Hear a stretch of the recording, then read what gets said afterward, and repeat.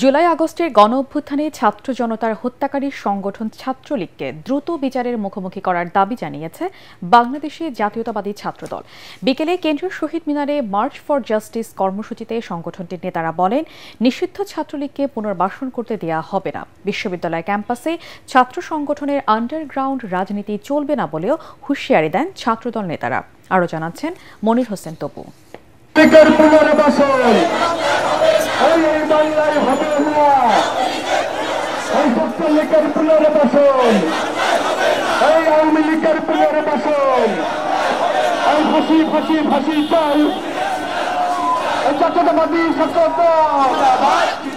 শেখ হাসিনার শাসনামলে শিক্ষা প্রতিষ্ঠানগুলোতে সকল সন্ত্রাসী কর্মকাণ্ডের জন্য নিষিদ্ধ সংগঠন ছাত্রলীগের বিচারের দাবিতে মার্চ ফর জাস্টিস কর্মসূচি আয়োজন করে বাংলাদেশ জাতীয়তাবাদী ছাত্রদল।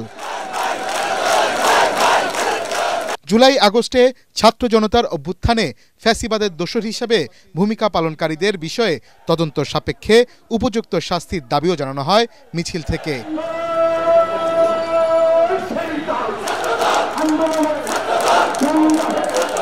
দুপুরের পর রাজধানীর ইঞ্জিনিয়ার্স ইনস্টিটিউশনের আশপাশের এলাকায় জড়ো হতে থাকেন ছাত্রদলের বিভিন্ন ইউনিটের নেতাকর্মীরা। এ সময় কয়েক হাজার শিক্ষার্থীর পদচারণায় ফ্যাসিস্ট বিরোধী নানা স্লোগানে মুখরিত হয়ে ওঠে পুরো এলাকা।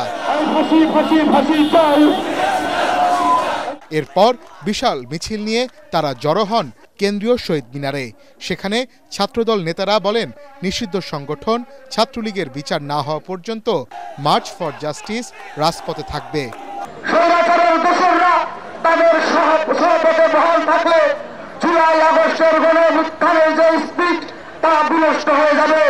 ছাত্রলীগের অপকর্মের বিষয়ে ঢাকা বিশ্ববিদ্যালয় কর্তৃপক্ষ এখনও তদন্ত প্রতিবেদন না দেয় ক্ষোভ জানিয়ে ছাত্রদল সভাপতি বলেন, অপকর্ম তুলে ধরে দ্রুত তাদের ছাত্রত্ব বাতিল করতে হবে। বাংলাদেশের সকল শিক্ষা প্রতিষ্ঠানে আন্ডারগ্রাউন্ড রাজনীতি নিষিদ্ধের দাবি জানাচ্ছি।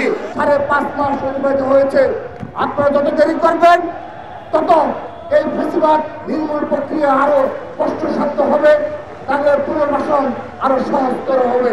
সেজন্য আপনারা সেই ইতিহাসের দায়ভার থেকে নিজেকে রক্ষা করতে হলেও ছাত্রলীগকে এবং ফ্যাসিবাদের দোষরদেরকে আইনের আওতায় নিয়ে আসার জন্য উদ্যোগ গ্রহণ করবেন।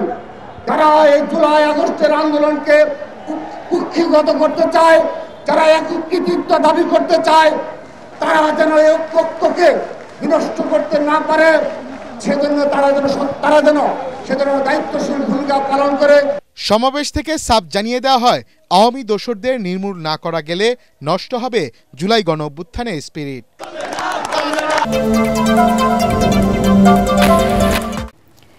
বেশ কিছু পণ্য ও সেবার উপর নতুন করে ভ্যাট এবং শুল্ক আরোপের ফলে দরিদ্র সাধারণ মানুষের জীবন ধারণ অসহনীয় হয়ে পড়ার আশঙ্কা করছে বিএনপি। অন্তর্বর্তী সরকারকে অপরিণামদর্শী এমন সিদ্ধান্ত প্রত্যাহারের আহ্বান জানিয়েছেন দলটির মহাসচিব মির্জা ফখরুল ইসলাম আলমগীর। চেয়ারপারসনের গুলশান কার্যালয়ে সংবাদ সম্মেলনে পরোক্ষ কর না বাড়িয়ে সরকারি খরচ কমানো ও বাজেটের অর্থনৈতিক ব্যবস্থাপনা পুনর্বিন্যাসের তাগিদ দেন তিনি। মইনুর আহসানের রিপোর্ট। নিত্যপণ্যের আকাশ ছোঁয়া দাম, পতিত আওয়ামী লীগ সরকারের সীমাহীন দুর্নীতি, লুটপাট, বেকারত্ব বৃদ্ধি, রাজনৈতিক অস্থিরতা সহ নানা কারণে দরিদ্র ও সাধারণ মানুষ এমনিতেই চাপের মুখে। এর মধ্যে মরার উপর খাড়ার ঘা হয়ে আসে অর্থ বছরের মাঝামাঝি সময়ে অন্তর্বর্তী সরকারের শতাধিক পণ্যের উপর ভ্যাট ও শুল্ক আরোপ এবং কর অব্যাহতির সিদ্ধান্ত। বিএনপি বলছে, এতে আরো দুর্দশা বাড়বে দরিদ্র ও সাধারণ মানুষের। এর মধ্যে রয়েছে নিত্য প্রয়োজনীয় খাদ্যদ্রব্য, পোশাক, ওষুধ ও মোবাইল ইন্টারনেট সেবা। এই সিদ্ধান্তটি সাধারণ মানুষের দৈনন্দিন জীবনে, বিশেষ করে দরিদ্র মধ্যবিত্ত জনগোষ্ঠীর উপর নেতিবাচক প্রভাব ফেলবে, চাপ বাড়াবে। আমরা বুঝতে পারি যে আওয়ামী ফ্যাসিবাদের পরবর্তী সময়ে অন্যান্য খাতের মতো আর্থিক খাতে বিশৃঙ্খলা ভঙ্গুর অবস্থা পরবর্তী চ্যালেঞ্জগুলো সৃষ্টি করেছে। তথাপি বিএনপি বর্তমান অন্তর্বর্তীকালীন সরকারের এমন সিদ্ধান্তে সাধারণ জনগণের জীবনের উপর প্রভাব নিয়ে উদ্বিগ্ন। পরোক্ষ কর না বাড়ানো, সরকারি খরচ কমানো, অপ্রয়োজনীয় ও দুর্নীতিগ্রস্ত মেগা প্রকল্পে অর্থ বরাদ্দ বন্ধ রাখা সহ চলমান অর্থনৈতিক সংকট মোকাবিলায় বেশ কিছু উপায়ও তুলে ধরা হয় সংবাদ সম্মেলনে। উচিত ছিল একটা অল্টারনেটিভগুলো, যে অপশনগুলো, অন্য অপশন যেগুলো ছিল ওগুলো অ্যাড্রেস করা, ওগুলোর মাধ্যমে এই ঘাটতিটা পূরণ করা যেত, যেটা আমরা সাজেস্ট করেছি এখানে। বিগত সরকারের লুটপাটির যে বাজেট, সেখান থেকে তারা সরে এসে তাদেরকে নিজস্ব একটা এই সময়ের জন্য যতদিন তারা থাকবে ক্ষমতায় একটা অন্তর্বর্তীকালীন বাজেট দেওয়া উচিত ছিল বলে আমি মনে করি। বিএনপি মহাসচিব মির্জা ফখরুল ইসলাম আলমগীর এও বলেন, জনগণের ভোটে নির্বাচিত সরকার ছাড়া রাজনৈতিক ও অর্থনৈতিক সংকটের স্থায়ী সমাধান সম্ভব নয়। মূল বিষয়টা তো হচ্ছে জবাবদিহিতা নিশ্চিত করলে আপনার অনেক সমস্যাই সমাধান হয়ে যায়, যেটা আপনার একমাত্র একটা ইলেক্টেড পার্লামেন্ট ছাড়া সম্ভব নয়।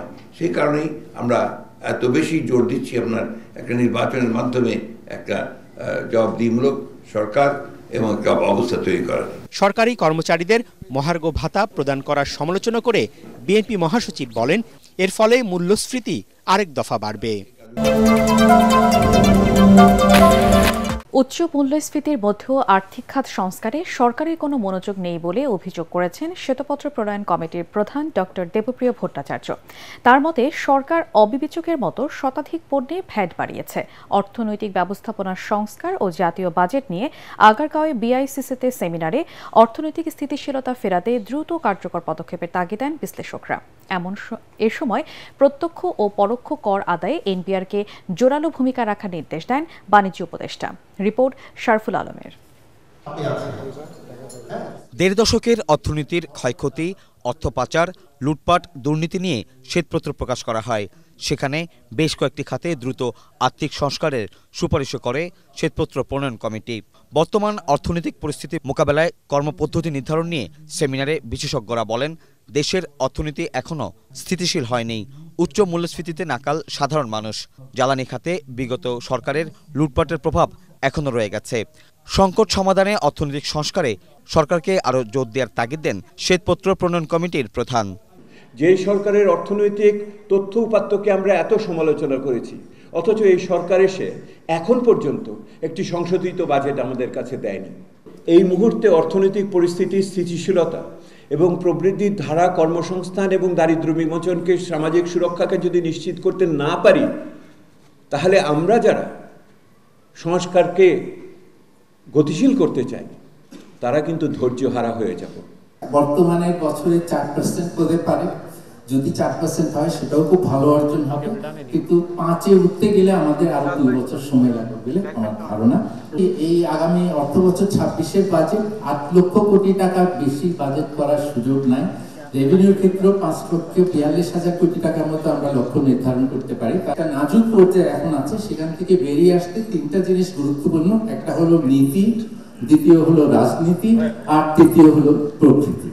ব্যবসা বাণিজ্যে সবচেয়ে কঠিন সময় পার হচ্ছে জানিয়ে ব্যবসায়ীদের পাশে দাঁড়াতে সরকারের প্রতি আহ্বান জানান উদ্যোক্তারা।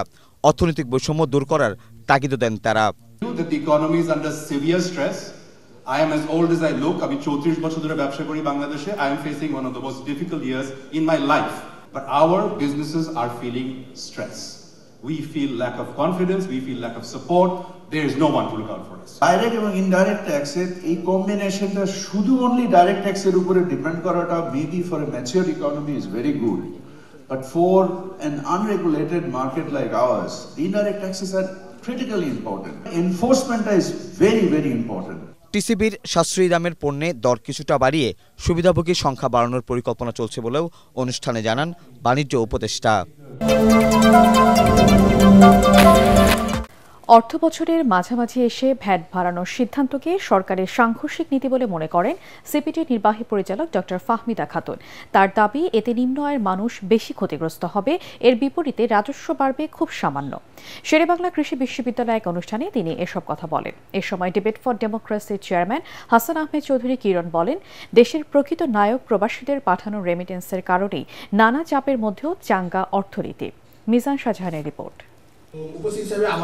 প্রবাসী আয় বাড়াতে করণীয় শীর্ষক এই সেমিনারের আয়োজন করে শেরেবাংলা কৃষি বিশ্ববিদ্যালয় ডিবেটিং সোসাইটি। এতে মূল প্রবন্ধ উপস্থাপন করেন ডিবেট ফর ডেমোক্রেসির চেয়ারম্যান হাসান আহমেদ চৌধুরী কিরণ। তিনি বলেন, প্রবাসীদের যথাযথ মূল্যায়ন করা গেলে আন্তর্জাতিক মুদ্রা তহবিল IMF-এর কঠিন শর্ত মেনে ঋণ নেয়ার প্রয়োজন হবে না। আমরা 4-5 বিলিয়ন ডলার পাওয়ার জন্য IMF থেকে নানা রকম শর্ত জুড়ে দেওয়া হয়েছে। সেই শর্তের বেড়াজালের মধ্যে বাংলাদেশ ঘুরপাক খাচ্ছে। আজকে যে 27 বিলিয়ন ডলার আমার এই অভিবাসী কর্মী ভাইরা পাঠিয়েছে, তারা কোনো শর্ত দিয়েছে? IMF-এর যে 4 বিলিয়ন ডলার আমরা পাচ্ছি যে শর্তে, কিন্তু আমরা 27 বিলিয়ন ডলার কিন্তু বিনা শর্তে আমার অভিবাসী কর্মী ভাই বোনদের জন্য পাচ্ছি। সেমিনারে প্রধান অতিথি সিপিডি নির্বাহী পরিচালক ডক্টর ফাহমিদা খাতুন বলেন, সাধারণ মানুষ চাপে পড়ে এমন সিদ্ধান্ত থেকে সরে আসতে হবে সরকারকে।